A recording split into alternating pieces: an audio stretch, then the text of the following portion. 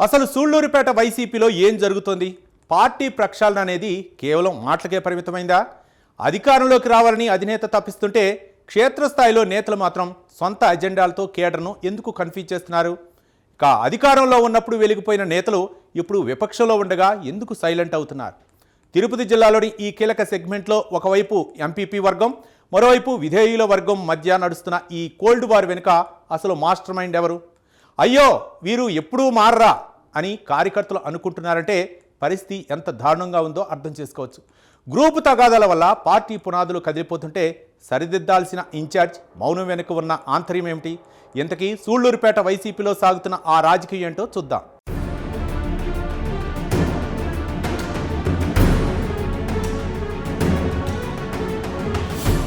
రాజకీయాల్లో ఏ పార్టీకైనా కేడర్ అనేది వెన్నుముక లాంటిది. కానీ సూళ్లూరుపేటలో ఆ వెన్నుముకే ఇప్పుడు బలహీనపడుతోంది. ఇటీవల మీడియాలో వచ్చిన కథనాలతో ఉలిక్కిపడ్డ మాజీ మంత్రి కాకాని గోవర్ధన్ రెడ్డి హుటాహుటిన ఓ మీటింగ్ పెట్టి అంతా బాగుందని సర్ది చెప్పే ప్రయత్నం చేశారు. అప్పట్లో కార్యకర్తలు ఇది చూసి హ్యాపీగా ఫీల్ అయినా ఆ సంతోషం ఎంతో కాలం నిలవలేదు. ఎందుకంటే ఆ మీటింగ్ కేవలం ఒక ఐవాష్ మాత్రమే అని తాజాగా జరుగుతున్న పరిణామాలు స్పష్టం చేస్తున్నాయి. పైకి నవ్వుతూ కనిపిస్తున్నా లోపల మాత్రం నేతల మధ్య విభేదాలు రగులుతూనే ఉన్నాయి. పైనే పూత లోన తీత అన్నట్టుంది ఇక్కడి నేతల వ్యవహారం. బయట పడకపోయినా లోపల ఒకరి కాళ్ళొకరు లాక్కునే ప్రయత్నాలు జరుగుతున్నాయనేది బహిరంగ రహస్యం. ఈ గ్రూప్ రాజకీయాల వల్ల నిజమైన కార్యకర్త ఎవరికి సపోర్టు చేయాలో తెలియక తలపట్టుకుంటున్నాడు.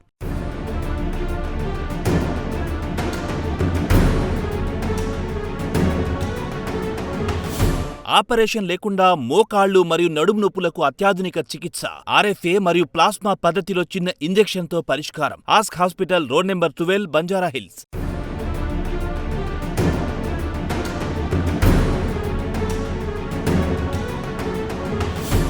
నియోజకవర్గ ఇన్ఛార్జ్ కిలివేటి సంజీవయ్య పాత్ర ఇప్పుడు ఈ సెగ్మెంట్లో హాట్ టాపిక్ గా మారింది. ఒక లీడర్గా అందరిని కలుపుకోవాల్సిన ఆయన గొడవలను ఆపడంలో పూర్తిగా ఫెయిల్ అయ్యారనే విమర్శలు వినిపిస్తున్నాయి. ఆయన మౌనాన్ని ఆసరాగా చేసుకుని ఎంపీపీ అనిల్ రెడ్డి వర్గం ఇక్కడ ఫుల్ డామినేషన్ చూపిస్తోంది. పార్టీ ప్రోగ్రామ్స్ లో కానీ లోకల్ ఇష్యూస్ లో కానీ అనిల్ రెడ్డి వర్గమే సర్వం తానే వ్యవహరిస్తూ ఉండడంతో మిగిలిన నేతలు హర్ట్ అవుతున్నారు. ఇన్ఛార్జ్ క్లియర్ గా స్టాండ్ తీసుకోకపోవడం వల్లే ఈ గ్యాప్ మరింత పెరుగుతోంది. ఇలాంటి గందరగోళ పరిస్థితుల్లో పార్టీ కేడర్ కు భరోసా ఇచ్చే నాదురే కరువయ్యారు. నాయకుల మధ్య సయోధ్య కుదర్చలేని స్థితిలో ఇన్ఛార్జ్ ఉండడం 2029 టార్గెట్ గా వెళ్తున్న పార్టీకి పెద్ద సెట్ బ్యాక్ అని పొలిటికల్ సర్కిల్స్ లో విశ్లేషణలు సాగుతున్నాయి.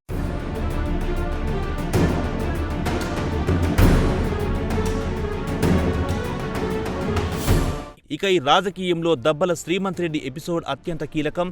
జగన్ ఫ్యామిలీకి అత్యంత విధేయుడుగా, హార్డ్ కోర్ ఫ్యాన్గా శ్రీమంత్ రెడ్డికి మంచి పేరుంది. తన తండ్రి దివంగత దుబ్బల రాజారెడ్డి లెగసీని సక్సెస్ఫుల్ గా కంటిన్యూ చేస్తూ మున్సిపల్ చైర్మన్ గా అందరి మనసు గెలుచుకున్నారు. వ్యక్తిగత ఇమేజ్ కంటే పార్టీ ఓట్ బ్యాంక్ పెంచడమే లక్ష్యంగా పనిచేసే శ్రీమంత్ రెడ్డిని ఇప్పుడు కావాలనే సైడ్ చేస్తున్నారన్న డౌట్ కార్యకర్తల్లో కలుగుతోంది. అనిల్ రెడ్డి వర్గం దూకుడుకు తట్టుకోలేక వివాదాలకు దూరంగా ఉండాలనే ఉద్దేశంతో ఆయన సూళ్లూరుపేట రాజకీయాలకు గ్యాప్ ఇచ్చారని తెలుస్తోంది. పార్టీ కష్టకాలంలో ఉన్నప్పుడు ఇలాంటి సిన్సియర్ లీడర్లను దూరం చేసుకోవడం వల్ల వైసీపీ తన పట్టు కోల్పోయే ప్రమాదం ఉందని కార్యకర్తలు ఆందోళన చెందుతున్నారు.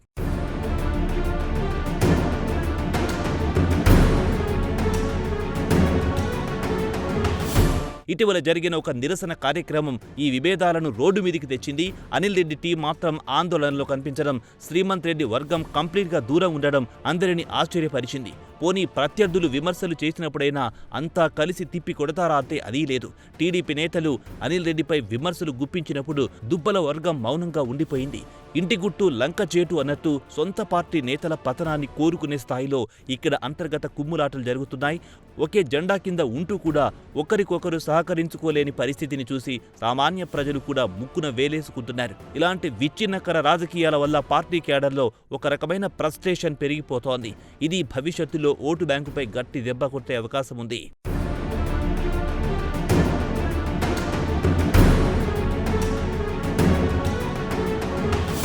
చెన్నై వివాహ వేడుక సాక్షిగా జరిగిన ఇన్సిడెంట్ ఇక్కడ మరో మలుపు తిరిగింది. జగన్ రాక సందర్భంగా శ్రీమంత్ రెడ్డి చేసిన హంగామాను కొందరు నేతలు నెగిటివ్గా ప్రొజెక్ట్ చేశారు. అయితే జగన్ మాత్రం అందరూ కలిసి ఉండాలని హింట్ ఇచ్చారు. ఈ గొడవలకు చెక్ పెట్టడానికేమో కానీ వెంటనే శ్రీమంత్ రెడ్డిని సత్యవేడు పరిశీలకుడిగా నియమించారు. ఇది పైకి ప్రమోషన్లా కనిపిస్తున్న సూళ్లూరుపేట నుంచి ఆయన్ను తప్పించే వ్యూహంలో భాగమేనని గుసగుసలు నాడు వినిపించాయి. స్థానిక రాజకీయాల్లో పట్టున్న నేతను ఒక పక్క నియోజకవర్గానికి పంపడం వల్ల ఇక్కడో వర్గానికి లైన్ క్లియర్ అయిందన్నది వాస్తవం. కానీ దీనివల్ల గ్రూప్ తగాదాలు తగ్గుతాయంటే లేదనే సమాధానం వస్తోంది. ఈ ట్రాన్స్ఫర్ వెనుకున్న ఇంటర్నల్ పాలిటిక్స్ ఇప్పుడు క్యాడర్లో పెద్ద చర్చగా మారుతున్నాయి.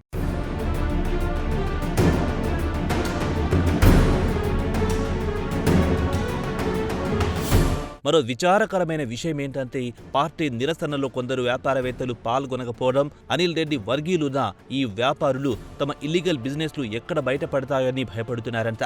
కూటమి ప్రభుత్వం యాక్షన్ తీసుకుంటుందేమో అన్న ముందస్తు జాగ్రత్తతో పార్టీకి దూరంగా ఉంటున్నట్టు టాక్. అంటే వీరికి పార్టీ సిద్ధాంతాల కంటే తమ సొంత లాభాలే ముఖ్యమని అర్థమవుతోంది. అధినేత జగన్ రాష్ట్ర వ్యాప్తంగా పోరాటాలు చేస్తుంటే వీరు మాత్రం సేఫ్గా గేమ్ ఆడుతూ తమ వ్యాపారాలను కాపాడుకునే పనిలో పడ్డారు.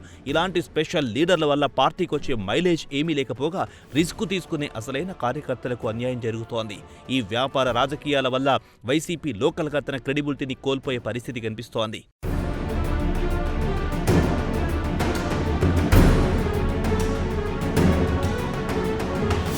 చివరగా ఒకటే ప్రశ్న, సూళ్లూరుపేటలో ఈ ఇంటర్నల్ రాజకీయం ఇంకెంతకాలం కొనసాగుతుంది? 2029 టార్గెట్ రీచ్ అవ్వాలంటే ఇలాంటి గ్రూప్ తగాదాలను భరించడం అధిష్టానానికి సాధ్యమేనా? ఇన్ఛార్జీలు కేవలం పేరుకే ఉంటే సరిపోదు. గ్రౌండ్ లెవెల్లో లీడర్ల మధ్య ఉన్న ఈగోలను క్లియర్ చేయాలి. హార్డ్ కోర్ ఫ్యాన్స్ని దూరం చేసుకుని కేవలం వ్యాపార ప్రయోజనాల కోసం పార్టీని వాడుకునే వారికి ప్రాధాన్యత ఇస్తే భారీ మూల్యం చెల్లించుకోక తప్పదు. ఇప్పటికైనా అధిష్టానం స్పెషల్ ఫోకస్ పెట్టి పార్టీని ప్రక్షాళన చేయకపోతే కార్యకర్తల ఆవేదన రేపు ఓట్ల రూపంలో శాపంగా మారే ఛాన్స్ ఉంది. మరి తాడేపల్లి పెద్దలు ఈ వ్యవహారంపై ఎలాంటి యాక్షన్ తీసుకుంటారు? స్థానిక నేతలు తమ పద్ధతి మార్చుకుని కలిసి నడుస్తారా, లేక ఈ అంతర్గత పోరుతో పార్టీని మరింత పాతాళానికి తొక్కుతారా? వేచి చూడాలి.